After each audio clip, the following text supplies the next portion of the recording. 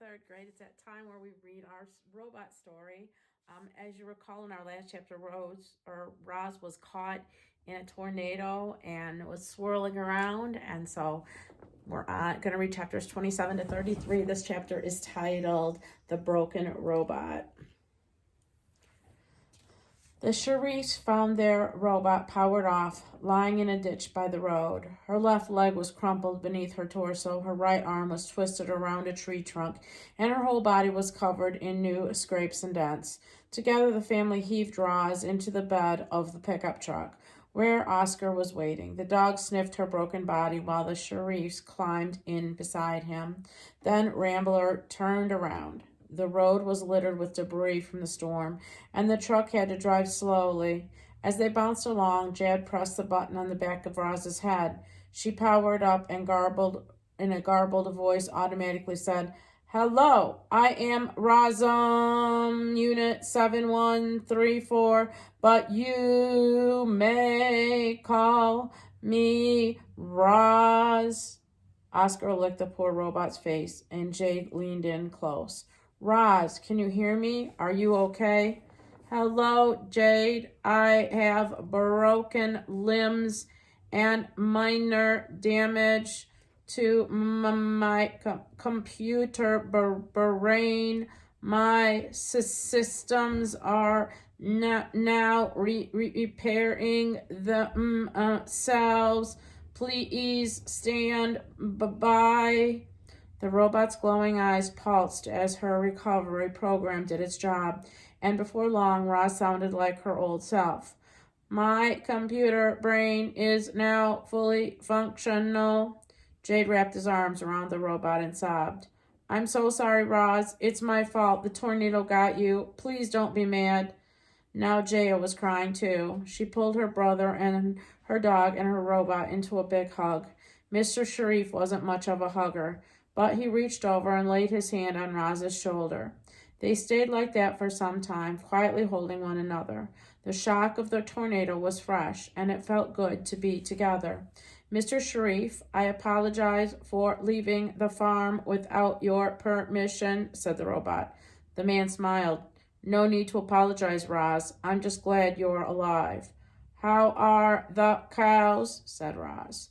"The farm is a mess, but the cows are fine," said Mr. Sharif. "We'll take you to the repair shop right now, and you'll be with the herd again very soon." The Shop, Chapter 28. It was a small, sleepy farm town. A few trucks glided down the streets. A few humans sat on porches. A few stores lined the main square. Rambler parked in front of the bright white building. Then Mr. Sharif left the children with Roz, and he limped inside. "Welcome to Tech Lab Shop," said the woman in the white suit. "My name is Nadine. How can I help you?"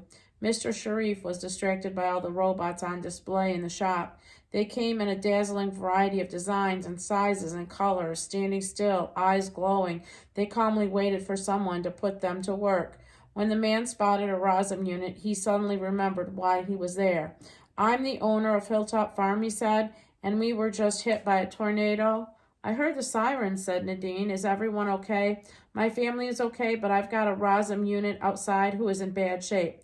The woman called over her shoulder, "Patch, bring the Rosum repair kit." A robot marched into the room carrying a large case. He looked similar to a Rosum robot, but he was shorter and wider. The word Patch was lightly etched on his torso. Mr. Sharif led Nadine and Patch out to the truck, where the children were chatting with their robotic friend. Patch quickly scanned Roz's broken body and announced the cost of repairs. The man stroked his chin, mulling over his options until the children blurted out, "Just fix her!" Mr. Sharif nodded, and Patch sprang into action. With smooth, precise movements, the robot gently placed Roz on the ground. Then he grasped her broken arm and her broken leg and twisted. There was a thwarp sound as each limb popped loose. Then he took new limbs from the case and thwarp popped them into place. In a matter of seconds, Roz was whole and back on her feet. "Robots never cease to amaze me," said Mr. Sharif, admiring Roz's shiny new limbs.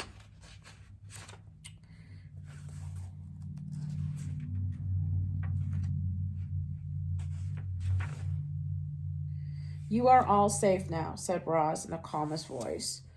How is everyone feeling? The robot was answered in a chorus of moos. How do you think we feel? I'm a nervous wreck. My whole life flashed before my eyes. The robot raised her hands to quiet the crowd. I am afraid the tornado destroyed much of the farm, including the milking parlor. The cows gasped. But my udders are about to burst, cried Tess. Would you like me to milk you the old-fashioned way? Said Roz. One look at the robot's clammy mechanical hands and Tess shook her head. No thanks, she said. I can wait. An emergency crew is on its way, Roz explained, but we cannot be in here while they work. Please follow me. Roz carefully led the herd outside through the wreckage and down to the pasture. Some of the fences were missing and the herding machine was broken, but the cows promised not to wander off, and they began grazing on the wind-blown grass.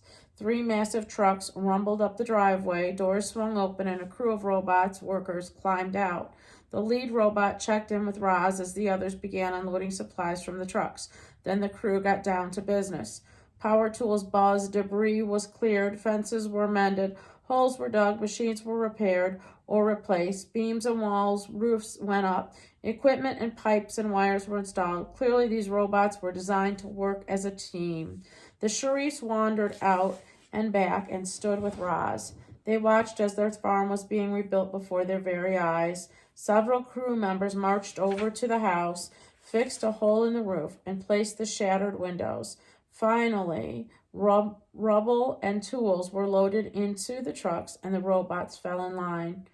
Are you satisfied with our work, said the crew leader. I am satisfied, said Roz. At those words, the robots climbed back into their trucks and drove away. Hours after it had been devastated by a tornado, Hilltop Farm was better than ever. Chapter 30, The Gift. The children walked into the machine shed, past rows of parked farm machines, and found Roz tuning up the milk truck. We've got you a gift, said Jade, smiling. The robot felt something like surprise when the boy handed her a box wrapped in silver paper with a big red bow on top. Can you guess what it is, said Jaya.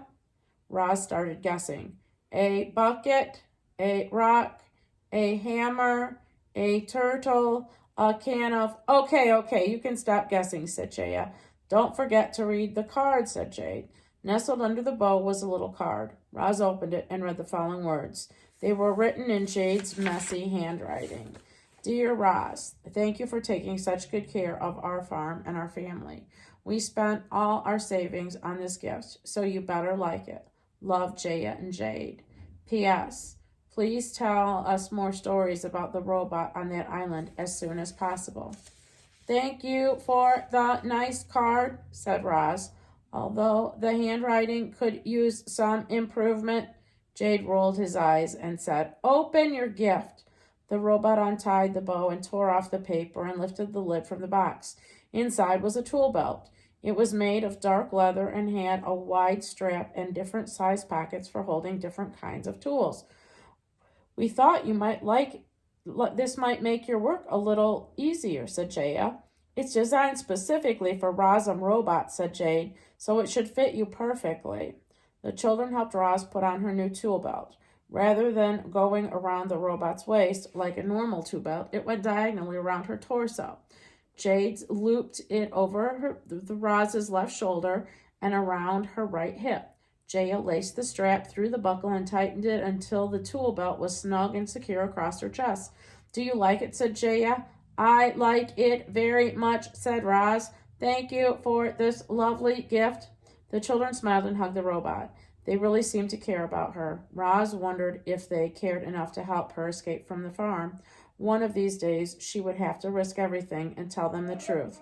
For now, however, she did the next best thing. She led Jay and Jaya out to the old oak tree and told them another story about the robot on the island. There's a picture of the robot, Roz, in her new tool belt.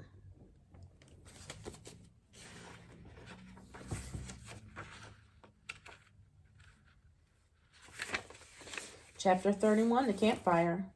Wood smoke billowed up from the backyard and drifted across the farm. Roz was building a campfire for the Sharifs. Her old life, The old robot made fire by crackling special stones together until she got a spark. In her new life, she simply used a lighter. The family sat around the rippling flames and gazed up at the stars. The dog stretched out on the warm ground. The robot was standing nearby, but her thoughts were far away. Her computer brain was scrolling back through memories of campfires and stargazing and Bright Bill. Fluffy white marshmallows were skewered onto the ends of the sticks and then roasted above the flames. The children laughed at their marshmallows caught fire. They liked them charred on the outside and gooey on the inside. Their father preferred his evenly browned. When the Sharifs weren't stuffing their mouths, they were chattering happily. That's the space station, said Jaya, pointing to a tiny dot that was slowly moving through the sky. I can't believe people live there now. Animals live there too, said Jade. The station has a farm. We should bring our cows up and show those space farmers how it's done.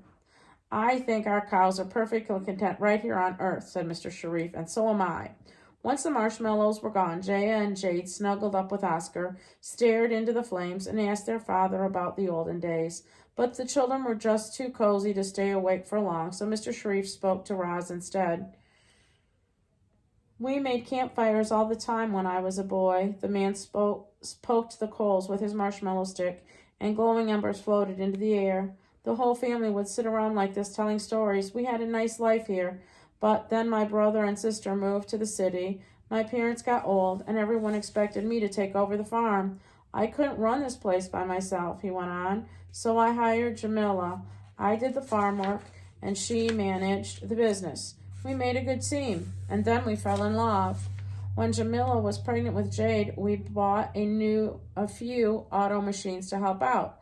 Then Jaya showed up, and we bought a few more. If I'd known one of those machines would be the death of her, the farmer's voice trailed off.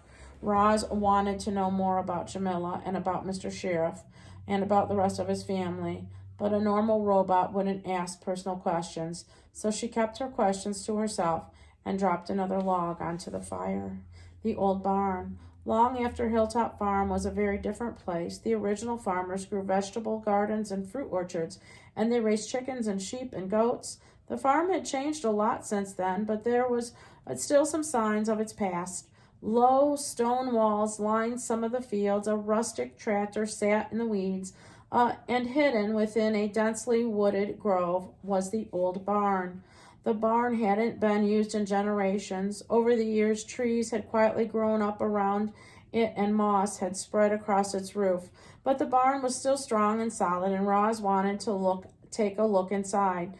The big barn door screeched along its rails. Hello, said the robot, peering into the darkness. Is anyone here? A mouse squeaked and scurried out of sight, and then Roz had the barn to herself. She stepped through the doorway and switched on her headlights. The vast interior was crisscrossed with thick wooden beams. Stairways and ramps led to the lofts and platforms. Lanterns hung from hooks on the walls. Old-fashioned farm equipment lay here and there. The barn still had a faint smell of farm animals, even though none had lived in there in ages. A large truck sat on a work table covered in dust. A large trunk sat on a work table covered in dust. Roz carefully opened the lid and examined its contents. A collection of farming magazines, a pair of leather gloves, a pencil nub, and then she noticed a small journal. The name Cyrus Sharif was elegantly scrolled across its cover. The pages were filled with his handwritten notes and hand-drawn diagrams about raising livestock and growing crops and building barns, about working the land with the help of strong animals and simple machines. Cyrus Sharif had also jotted down his thoughts about his long history of farming. He believed that the modern world owed its entire existence to ancient farms. When early humans first started growing their own food, those farms were small and primitive, but they supported villages, which became towns, which became cities. Here Roz is in the darkened barn.